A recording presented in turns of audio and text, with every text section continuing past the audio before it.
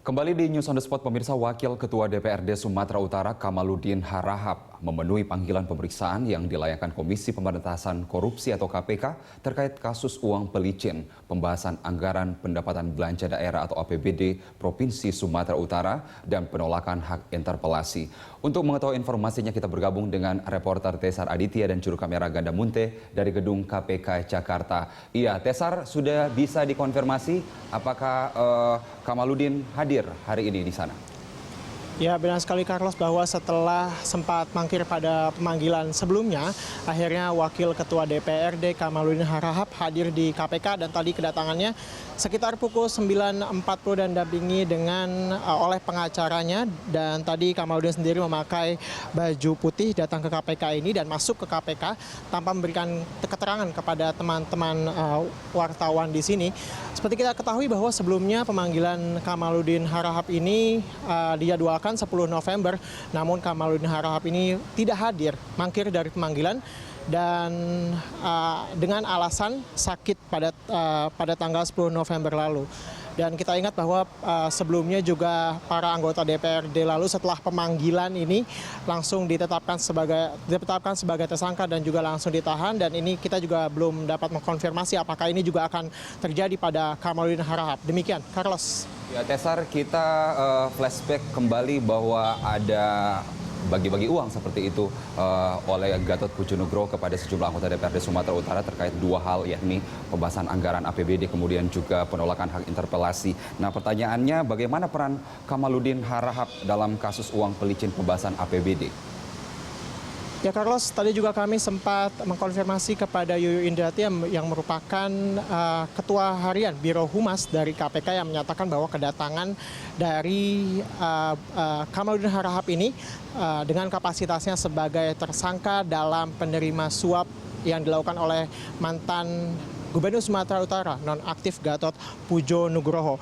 Ini juga dikatakan bahwa ia diduga menerima suap dari Gatot ini adalah upaya pelicin untuk memuluskan laporan pertanggungjawaban dari Pemprov Sumatera Utara pada tahun 2012 maksud kami hingga 2014, kemudian memuluskan APBD Sumatera Utara pada tahun 2013 hingga 2014, dan juga upaya untuk menggagalkan interpelasi untuk Gatot Pujo-Nugroho terkait dengan dugaan penyalahgunaan dana bansos yang ia lakukan.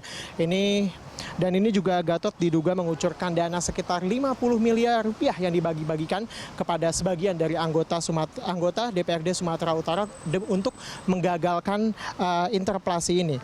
Dan jika kita melihat juga pada Kamis lalu, politikus Partai Persatuan Pembangunan yang juga mantan anggota DPRD, Fadli Nurzal, juga membenarkan bahwa adanya uang yang dibagi-bagikan kepada anggota DPRD Sumatera Utara ini adalah untuk melancarkan APBD dan untuk menolak interpelasi. Ini juga merupakan kasus pengembangan jika kita ingat bahwa tertangkap Hakim PT UN pertama kali di Sumatera Utara ini juga kemudian melibatkan dari Gubernur Sumatera Utara Gatot Pujo-Nugroho yang kemudian melebar ke beberapa kasus yang juga tengah dihadapinya.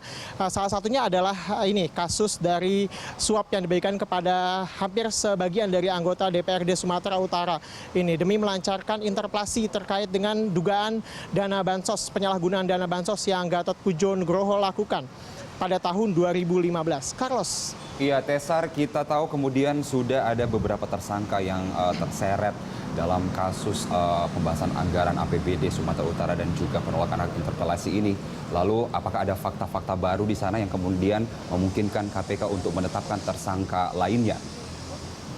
Sebenarnya, Carlos, yang menjadi menarik pada kedatangan dari Kamaludin Harahap pada hari ini adalah kita tahu bahwa 4 anggota DPRD lainnya yang telah ditetapkan tersangka semuanya telah ditahan oleh KPK pada saat pemeriksaan, dan ini menjadi pertanyaan kepada kita, apakah nantinya Kamaludin Harahap ini akan ditahan juga seperti teman-teman yang lain atau tidak.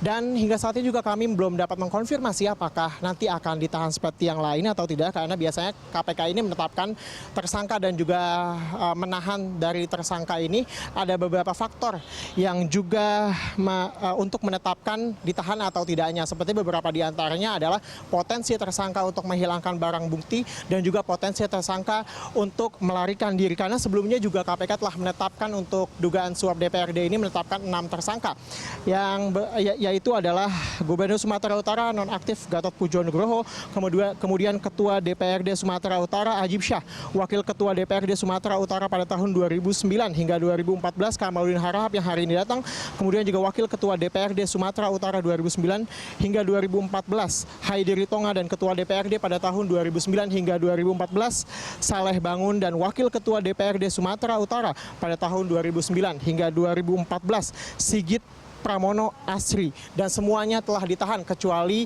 Kamaludin Harahap ini karena Kamaludin memang tidak hadir pada pemanggilan pada 10 November lalu. Ini juga sebelumnya kita ingat bahwa ini merupakan kepanjangan pelebaran kasus dari tertangkapnya operasi tangkap tangan di Medan yang melibatkan hakim PT UN yang kemudian ternyata menjerat Gatot Pujo Nugroho, dan hingga saat ini Gatot juga tengah menghadapi setidaknya 3 kasus untuk saat ini. Yang pertama adalah suap kepada hakim PT UN Medan, yang kedua adalah suap kepada anggota DPRD yang saat ini tengah diusut, dan yang ketiga adalah dugaan suap kepada Rio Capella, yaitu adalah mantan Sekjen Partai Nasdem, guna mengamankan, semuanya ini adalah guna mengamankan dugaan penyalahgunaan dana bansos yang tengah Gatot Pujo Nugroho hadapi pada saat itu. Dan seperti kita ketahui bahwa sidang Rio Capella juga tengah berlangsung saat ini di Pengadilan Tindak Pidana Korupsi Jakarta Pusat. Demikian Carlos yang dapat kami sampaikan untuk sementara ini dari KPK. Tesar, sebelum menutup laporan Anda, kami ingin mengetahui informasi jika kemudian Kamaludin Harahap hari ini ditahan, mengapa kemudian dia harus ditahan? Dan jika kemudian tidak ditahan, kenapa kemudian sepertinya Kamaludin ini mendapatkan hak istimewa dibandingkan tersangka lainnya?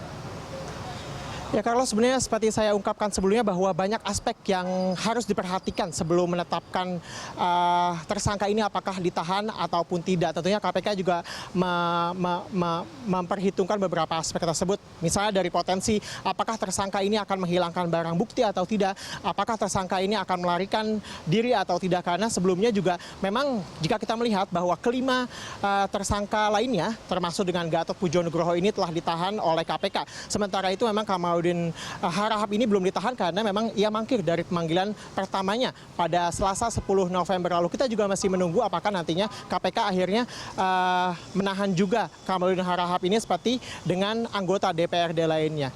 Demikian Carlos.